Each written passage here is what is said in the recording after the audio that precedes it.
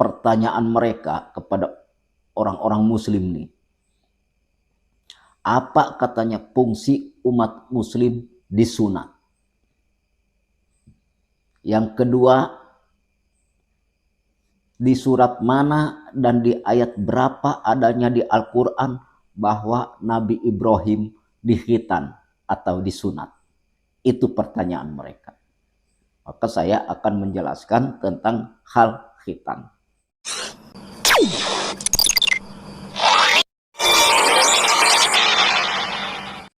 Assalamualaikum warahmatullahi wabarakatuh. Sahabat-sahabat, teman-teman, saudara-saudari di mana saja berada yang dirahmati Allah. Saya akan menjelaskan tentang umat muslim dikhitan atau disunat. Kebetulan jamaah-jamaah baru bubar ini dari majelis taklim habis pengajian. Maka saya sengaja di sini menyendiri akan menjelaskan tentang perjalanan dikhitan bagi umat muslim. Karena apa? Di zaman sekarang ini banyak orang-orang pembenci Islam, banyak orang-orang pembenci Al-Quran mempersoalkan atau mempermasalahkan umat muslim dikhitan. Yang pertama,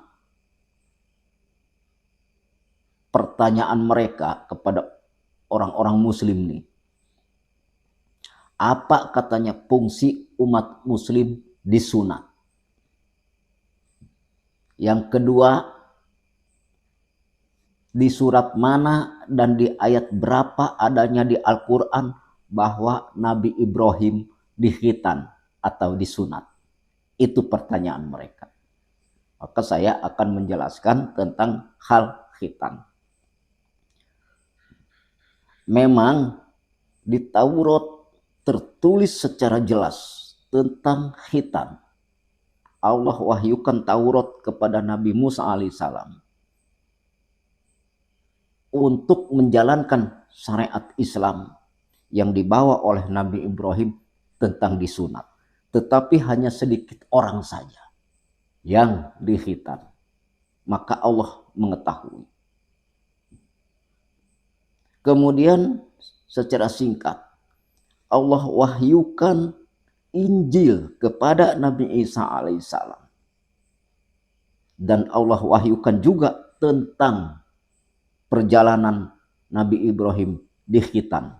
Tentunya umat Nabi Isa alaihissalam bagi Bani Israel supaya menjalankan khitan sebagaimana yang telah dijalankan oleh Nabi Ibrahim alaihissalam. Tertulis jelas dan nyata ayatnya di Injil. Tetapi hanya sedikit orang saja yang dikhitan. Adapun sebagian dikhitan tetapi dia bukan muslim. Itu bukan karena menjalankan syariat Islam yang dibawa oleh Nabi Ibrahim. Itu mungkin untuk kenikmatan saja dalam tidur sama istri. Bukan karena menjalankan syariat Islam. Gitu yang dimaksud. Nah, pertanyaannya begini. Kenapa umat muslim disunat? Padahal tidak tertulis secara jelas dan nyata tentang khitan ayatnya. Jawabannya adalah Allah Maha mengetahui. Walaupun tidak tertulis secara jelas dan nyata di Al-Quran.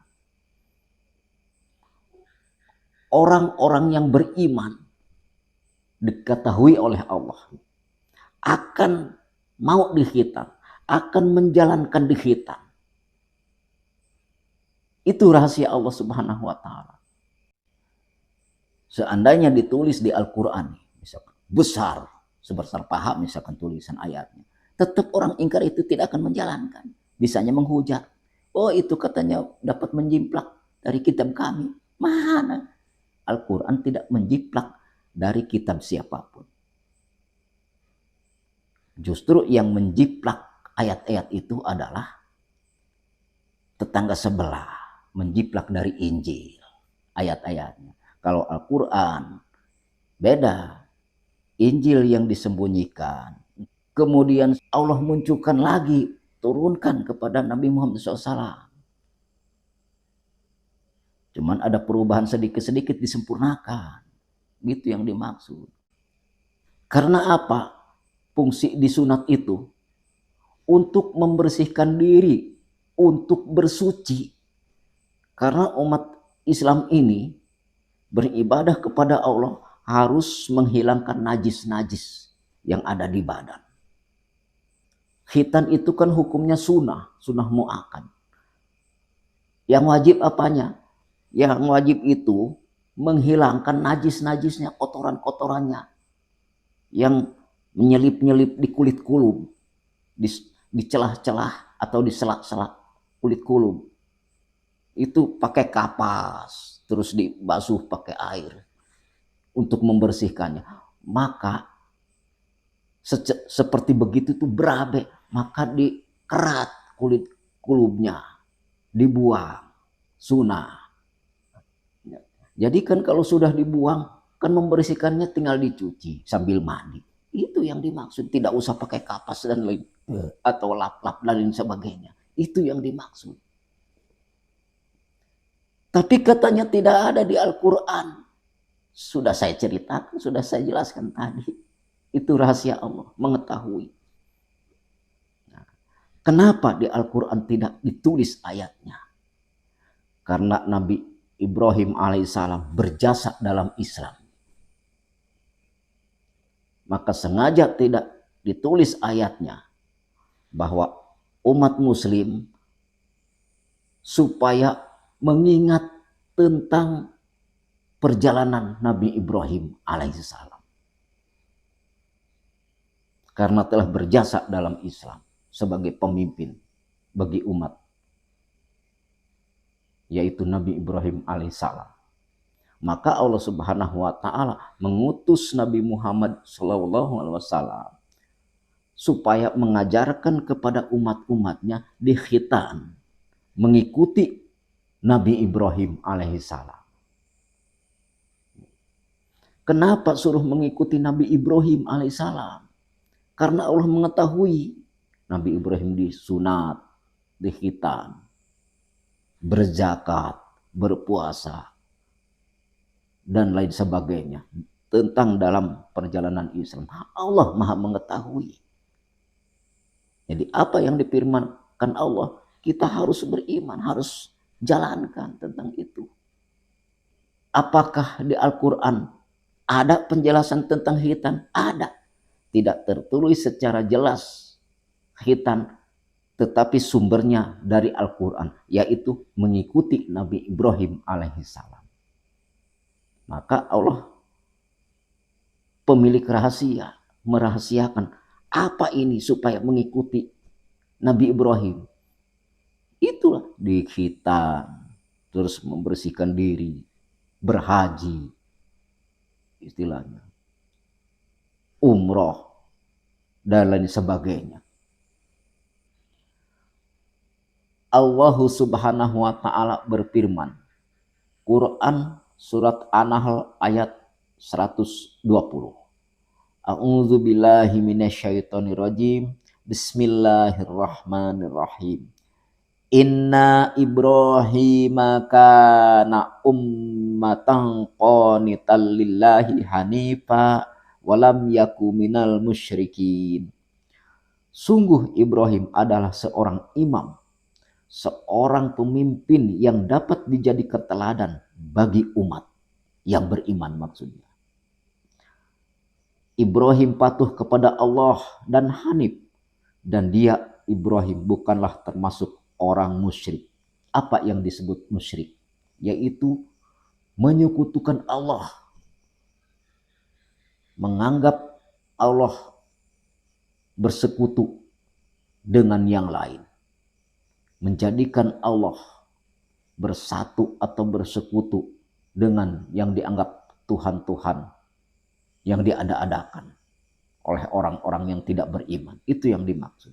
Jadi Nabi Ibrahim ini seorang hanif, seorang yang tidak mensekutukan Allah, seorang yang lurus, yang tidak bertuhan kepada yang lain selain kepada Allah Subhanahu wa taala.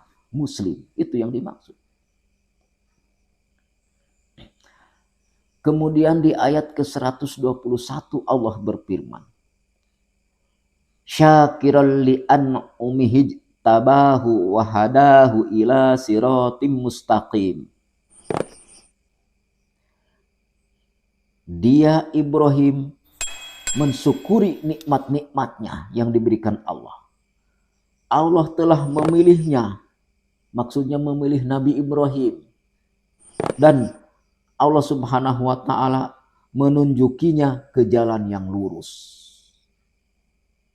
Jadi Allah Subhanahu wa taala menunjuki Nabi Ibrahim kepada jalan yang lurus. Allah Subhanahu wa taala tidak memerintah kepada Nabi Ibrahim untuk disunat secara langsung, tetapi menunjuki, mensirkan hati Nabi Ibrahim supaya menjalankan sunat atau khitan.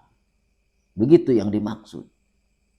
Jadi pada hakikatnya Allah Subhanahu wa taala yang menggerakkan hati Nabi Ibrahim dan pikiran Nabi Ibrahim supaya menuju kepada khitan.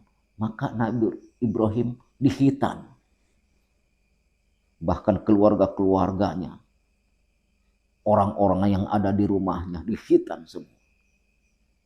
Gitu yang dimaksud. Kemudian di ayat ke-122 Allah berfirman,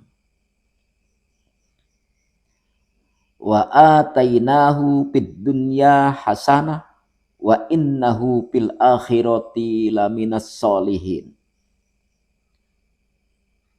Dan kami, kata Allah Subhanahu wa taala, berikan kepadanya kebaikan di dunia, dan sesungguhnya di akhirat dia Ibrahim termasuk orang yang soleh. Yang soleh maksudnya. Nah, di sini ada kata-kata kami. Terkadang banyak orang yang salah paham. Kok apakah Allah banyak? Katanya Allah Maha Esa. Tidak bersekutu dengan yang lain, tapi di sini menyebut kami. Nah, itu bahasa Allah. Mau gue, mau kuring, istilah bahasa Sunda. Mau aing, istilahnya. Mau kula, dan lain sebagainya. Mau saya, itu bahasa Allah. Tidak boleh kita cela. Nah, kata-kata kami bagi Allah dan bagi manusia itu beda. Kalau kami bagi Allah, jadi nunnya, nun mutakalimal goir. Jadi khusus dipakai bagi Allah sendiri. Tidak boleh dipakai yang lain. Jadi nun mutakalimal goir, ingat ya. Jadi hanya dipakai khusus bagi Allah semata. Beda dengan makhluk-makhluknya atau manusia. Kami, maksudnya kami ini banyak.